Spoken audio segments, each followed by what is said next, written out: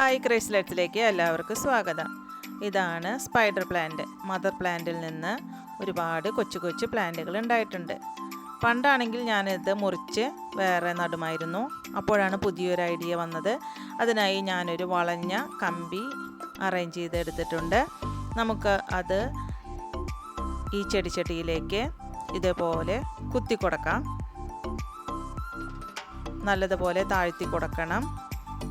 അതിനുശേഷം നമുക്ക് എക്സ്ട്രാ വളർന്നിട്ടുള്ള ചെറിയ പ്ലാന്റ് നമുക്ക് ഈ കമ്പിയിലൂടെ ഈ വീഡിയോയിൽ കാണുന്നത് പോലെ നമുക്ക് ചെയ്തു കൊടുക്കാവുന്നതാണ്.